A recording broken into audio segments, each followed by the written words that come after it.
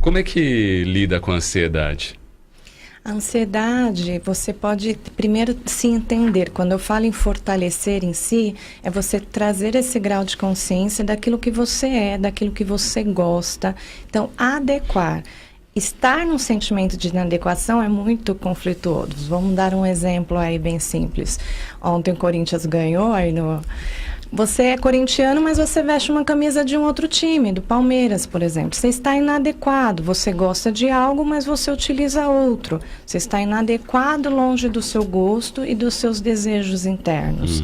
Então, você tem uma carga de energia interna, que na psicanálise chama de libido, e você não está descarregando com satisfação e prazer.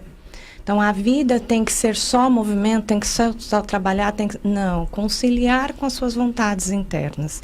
Lidar com a ansiedade. Primeiro, detectar se isso é realmente ansiedade, como eu falei, um alerta. A ansiedade, ela pode ser, tem vários casos de clientes, de pacientes, que com atividade física conseguiu resolver. Então, eles tinham já ataque cardíaco, as sensações físicas, né? Dá um ataque cardíaco, sudorese, dá tremedeira, dá medo de sair da rua, tem horário de trabalhar, já não consegue sair.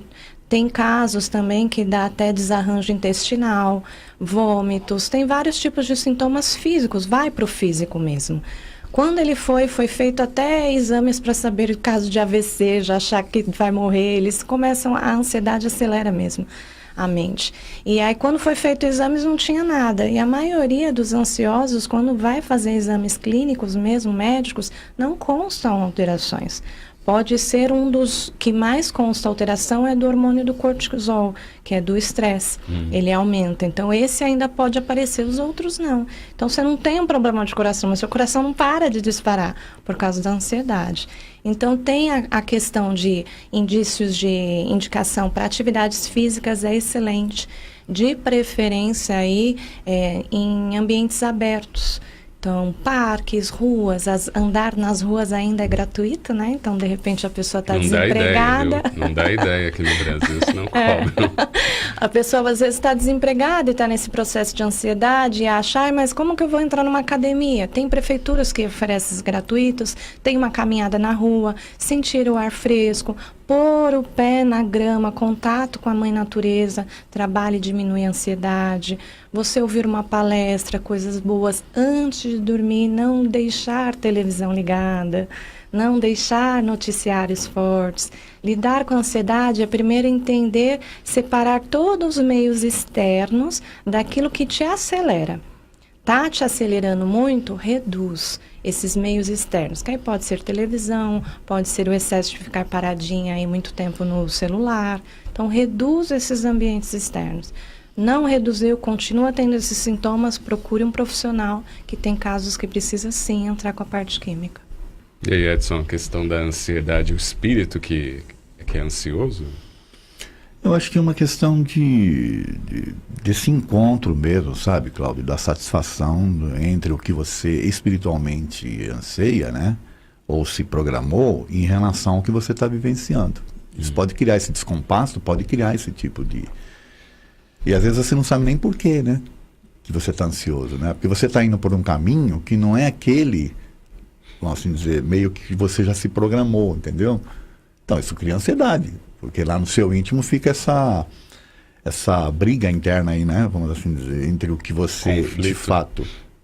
Um conflito. Fica um conflito, porque de fato você anseia e é bom para o seu espírito e aquilo que a vida está te encaminhando, né? Eu acho muito legal isso. E o que falta, na verdade, Cláudio, é as pessoas se espiritualizarem mais. Elas conhecerem determinadas coisas... do tipo assim, será que nós estamos largados aqui no mundo? Será que não existe uma força superior olhando por nós? Será que não tem, né? Porque a gente tem alguns ensinamentos espíritas que mostram que não estamos largados. Existem toda uma... Por mais que a gente ache, né, que não tenha alternativas ou que a gente está aqui num processo... que a gente tem que se virar, não, existe todo um processo aí de hierarquia de nos ajudar. O problema é que a gente não se sintoniza, a gente não abre esses espaços, né? A gente está tão cismenado, né? Está tão fechado dentro dessas nossas necessidades, né, esses nossos conflitos, que a gente não percebe a grandeza das coisas que estão aí. Então, a gente vê pessoas, por exemplo, que têm tudo para serem felizes e são infelizes, porque elas não conseguem enxergar, elas não conseguem sair do mundinho que elas criaram, né? Elas ficam presas a essas situações, né? Eu gosto muito de falar o seguinte: quando eu decidi que tipo de profissão eu ia ter, e eu comecei a estudar para isso, uma das coisas que a gente aprendeu, eu sou vendedor, tá? Então, uma das coisas que a gente aprendeu você como vendedor tem que estar informado para você poder conversar com o seu cliente e ser uma pessoa agradável, né? Você não pode só ir lá falar do seu produto, você tem que ser uma pessoa sociável, você tem que, né, despertar a simpatia, a pessoa tem que se sentir bem com você, porque vender é tudo isso, não é só você ir lá e apresentar tecnicamente o produto, tá certo? Às vezes ele compra, não é nem pelo produto, ele vai comprar pela tua empatia, pela forma como você está. Então você tem que estar informado para poder ter uma conversa. Só que essa informação, ela não pode ser a que vai te barrar. Então você lê notícias, porque desde que eu me conheço por gente, você lê notícias de crise, né, que nós não estamos bem, que o país está à beira do abismo, que puxa. Ou seja, se você se deixar influenciar por esse lado, você nem sai de casa. Você nem vende. E como é que eu vou sair para vender, entendeu? Então eu desde cedo na minha profissão, eu tive que aprender a separar as coisas, né? O que está acontecendo no mundo, mas o que está acontecendo no mundo são com outras pessoas. Não precisa necessariamente acontecer com você. Tá certo? A partir do momento que você acha que pode acontecer com você, então aí significa que está todo mundo, né, vamos assim dizer, no mesmo balaio. E não é isso. A mesma coisa acontece com o espírita. Ele lê a história do determinado espírito lá e acha que tudo é igual àquilo lá. Cada um é cada um. Tá certo? Cada um tem uma vivência. Então, o espírito veio e contou a história dele. Mas é a história dele. Você não precisa necessariamente vivenciar a mesma história que ele. E como é que eu faço isso? Ora, me conhecendo, tendo segurança de quem eu sou, não criando falsas expectativas, sabendo os meus limites, sabendo até onde eu posso ir, me desafiando diariamente. Tá certo? É nisso que a gente vai se desenvolvendo, né? Que a gente vai crescendo e não se isolando, né? Verdade. Pelo WhatsApp, o João Domingos: procurar o álcool não seria uma forma para encontrar forças para vivenciar a paciência? João Domingos Peruíbe, o que você acha? A gente já falou sobre isso, né? O álcool, ele leva a pessoa a um estado químico, de alteração química, né? Que libera aí determinadas áreas, né? E a pessoa se sente um pouco mais corajosa, talvez, não sei. Ela se sente mais livre de algumas determinadas amarras, né? Só que não é a solução. Sim. A solução é você... Pelo contrário, é mais problema aí. Não, porque você vai criar um vício. A grande questão que nós temos que pensar, Cláudio e ouvintes, né, é a seguinte: como espíritos encarnados, nós, nos entendendo como espíritos, nós vamos vivenciar a vida e aproveitar ao máximo da vida para o espírito, ou seja, aquilo que vai propiciar aprendizados e tal, né? Tudo que são vícios que nós adquirimos criam dependência. Senão não chamaria vício, né? Vício cria dependência. Dependência às vezes emocional, dependência dos sentimentos. Tudo isso gera um processo em que você não consegue depois se desprender. Então o teu regresso, né, o teu retorno para onde você estava antes de vir vai ser dificultado em função disso. Porque lá você não vai conseguir satisfazer esse tipo de necessidade, né, que você criou. Que ela é física no primeiro momento. Né? Quando você começa a beber, é a alteração química, né, que vai provocar. Essas sensações, você passa a se viciar nelas. É isso? Então aí é o espírito sendo influenciado, né, o perispiritualmente falando, né, o nosso corpo espiritual, sendo... você está viciando também o seu perispírito nesse sentido. Porque as sensações, né, elas te satisfazem, então você cria essa dependência.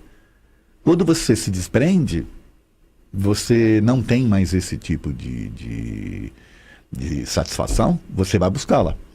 E aonde você vai encontrar? Lá no plano espiritual não tem. Aonde que tem? Com quem? Por aqui. Por aqui, né? Então você vai passar a ser chamado de encosto. Entendeu? Antes você era um espírito que tinha uma tremenda expectativa de se desenvolver, de evoluir, de regressar bem.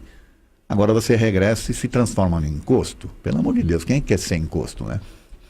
Entendeu? Estou brincando com essa questão do encosto, mas... Mas é real. Mas é real. Quer dizer, a grande questão é... Eu vou até entrar um pouquinho no lado espiritual, depois eu gostaria que a Áurea complementasse isso do ponto de vista do conhecimento que ela tem disso, né? Naturalmente que tem os processos químicos que é alteração física. Porém, a permanência nisso começa a criar outros tipos de dependências, que são as dependências também do campo espiritual. Porque nós vivemos num mundo em que você cria você se sintoniza com as coisas que estão no seu campo, né? Vamos assim dizer, no seu campo mental também, né? Porque como nós somos energia, a gente gera essa energia e a gente gera os nossos pensamentos, eles vão se adensar aí num mundo que estão dos semelhantes. Então, quando eu entro num processo desse, de dependência, eu atraio também aqueles que estão mais ou menos na mesma situação. Então, imagine o cara, por exemplo, que desencarnou e não conseguiu se desvencilhar do vício do álcool. Ele ainda necessita desse tipo de... Você vai falar assim, o espírito bebe? Não, o espírito não bebe. Ah, mas a sensação do álcool me fazia bem como espírito. Tá certo? Agora não tenho mais. Aonde que eu encontro? Você encontra aqui no plano material. Então o que o espírito viciado em álcool ou viciado numa outra droga qualquer, né? Como é que ele vai satisfazer isso? Ficando por aqui.